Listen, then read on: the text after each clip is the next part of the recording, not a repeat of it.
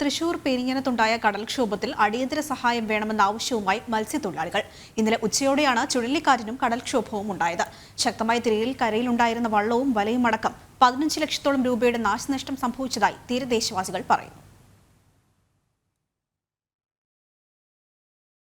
പെരിഞ്ഞനം സമിതി ബീച്ചിലെ മത്സ്യത്തൊഴിലാളികൾക്കാണ് കടൽക്ഷോഭം കാരണം ജീവിതം വഴിമുട്ടിയത്. കഴിഞ്ഞ ദിവസം ഉച്ചയോടെ കടലിന് 12 നോട്ടിക്കൽ മൈൽ അകലെ ചുഴലിക്കാറ്റുണ്ടാവുകയായിരുന്നു.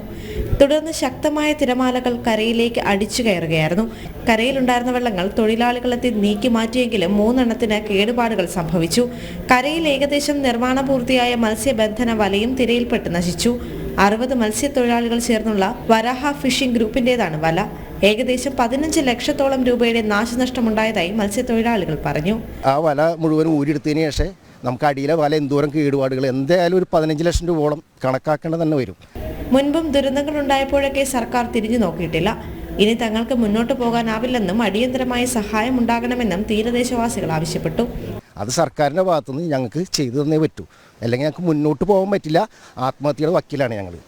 ജാഗ്രതാ നിർദ്ദേശമനുസരിച്ച് ഇനിയും തിര കയറുമെന്ന ആശങ്കയിൽ തന്നെയാണ് പെരിഞ്ഞനത്തെ മത്സ്യത്തൊഴിലാളികൾ.